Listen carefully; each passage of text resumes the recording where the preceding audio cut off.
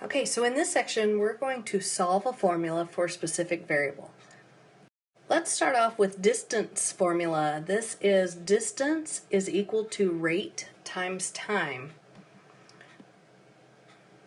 So distance is equal to rate times time. Just a review of what to do with word problems. So again, you might want to hit pause and read through this. Not anything you need to memorize, just understand what this means. This is just kind of your plan for solving a word problem. Alright, so Jamal rides his bike at a uniform rate of 12 miles per hour for 3.5 hours. What distance did he travel? So we're going to use that distance formula. Distance is equal to rate times time. So we don't know his distance because it says right here, what distance? So distance is equal to, I want the rate. The rate is 12 miles per hour. So 12 times the amount of hours. Okay, and so now you just multiply 12 times 3.5. And you get 42. But what does that mean? 42 what? Well, our 12 is in miles per hour, and this is hours right here. So this has to be, he rode a distance of 42 miles. All right, so on this problem, Ray is planning to drive from his house in San Diego to visit his grandmother in Sacramento, a distance of 520 miles. If he can drive at a steady rate of 65 miles per hour, how many hours will the trip take? So distance, rate, time. So we're going to fill in the things that we know. We know the distance is 520. We know the rate is 65. We don't know the time, so I'm going to keep it at t. And now I'm still going to use the distance formula. So 520,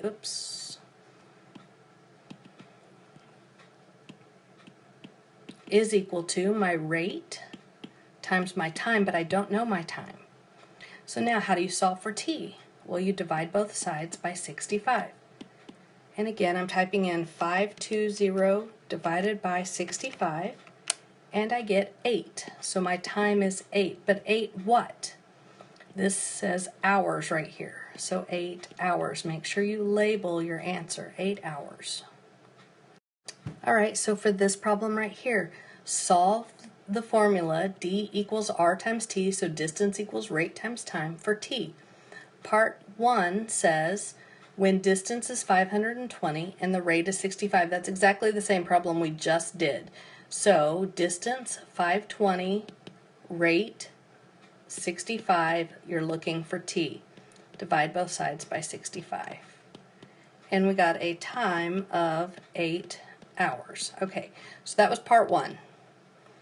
Part 2 says, excuse me, solve for t in general. So distance equals rate times time.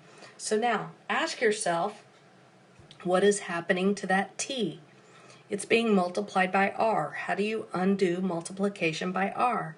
You divide by r. So t is actually equal to d divided by r. So if we go back and look at this problem over here, if we used this formula instead, time is equal to distance divided by rate. We have our distance, we have our rate, we don't know time.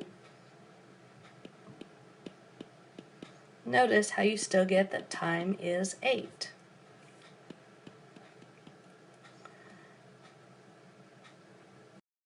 Alright, so for this problem right here, they're giving us a formula of area is equal to 1/2 base times height. So they're saying solve for h. So we don't know the height here. So we're going to put 90 in for a, 1/2 times, b is 15, and I don't know h.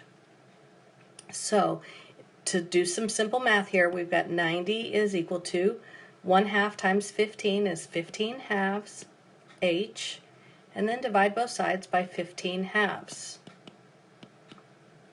So on my calculator, 90 divided by 15 halves is 12. So my H is 12. They don't give us a unit of measure, so anytime you're given just a generic answer like that and you don't know if it's inches or centimeters or what, you just put units.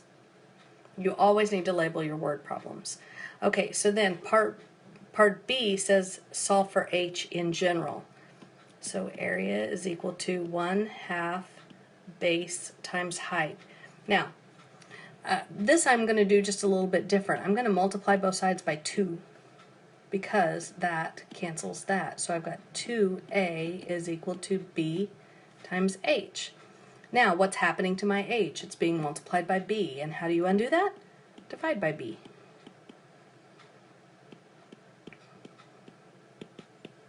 There you go. So let's go back to this problem that we had before. So if I use this formula instead and I put 90 in for A and 15 in for B, let's see what we get. So 2 times 90 divided by 15 should equal H. So 2 times 90 is 180, and 180 divided by 15 is 12. So just 2 different ways to do the same thing. Okay, so now we're going to talk about the principal formula. If you'll remember from previous classes, I is your interest earned, P is your principal amount, and this amount is either the amount of money that you borrow from someone or it's the amount of money that you invest. R is your rate as a decimal, and T is your time in years. All right, so it says here we have I of $5,600. So using the formula, I equals P times R times T. Your I is 5,600. Your R is 4%, but as a decimal, oh, I don't know my P, do I? Okay, so P times my rate as a decimal, and my time is 7 years. So I have 5,600 is equal to P times, now I'm on my calculator, I'm typing in 0.04 times 7, and I get 0.28. Now I'm going to divide both sides by 0.28 to solve for P. So my principal amount invested is 5,600 divided by 0.28. $20,000. All right, so then part B says, in general, we're going to solve for P. So check this out. I've got I is equal to P times R times T. What's happening to your P? It's being multiplied by R and T. So I want to undo that by dividing by R and T. And notice, up here, we divided our interest by the R times the T. So your P is equal to interest divided by rate times time. And here's your in general equation. All right, now this is something that you're actually going to be doing a lot, especially in Math 90, whenever you move up to that. So we have the formula 3x plus 2y equals 18. Part A wants us to solve for y when x is 4. So I'm going to put 4 in where I see x.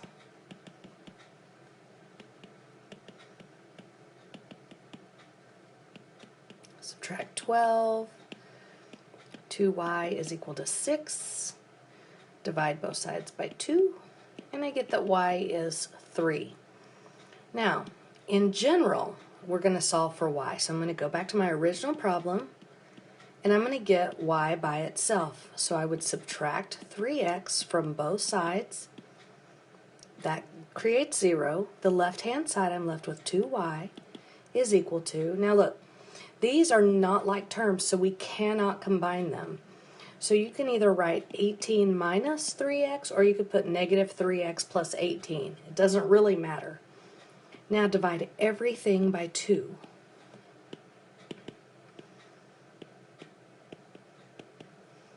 And you're done. So this is one way to write the equation, or you could write it as this.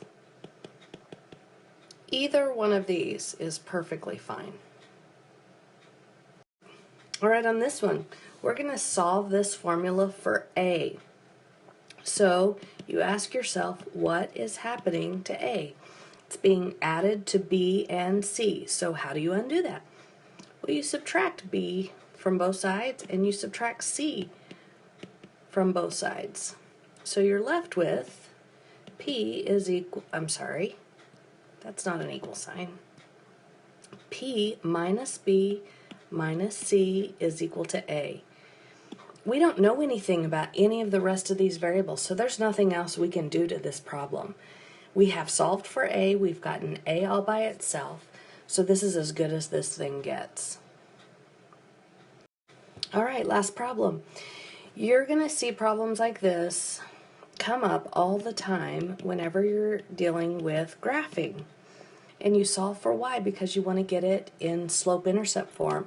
And I know this is probably something that you don't really understand right now, but you will eventually understand that when you have y by itself, you are actually looking at your slope and your y-intercept. But that's for another lesson. So to get this y by itself, first I would subtract 6x from both sides. You can write this as 5y is equal to 13 minus 6x. Typically, though, you will see it written like this. Oops. And the reason why is because the x term comes before your constant term for it to be in slope-intercept form. So anyways, but again, that's for another lesson. Now divide everything by 5.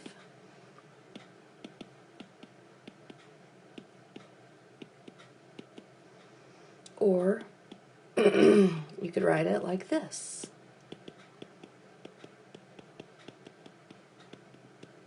Either one of these I would accept for full credit. All right, so that's it for this lesson. If you have any questions, send me a message.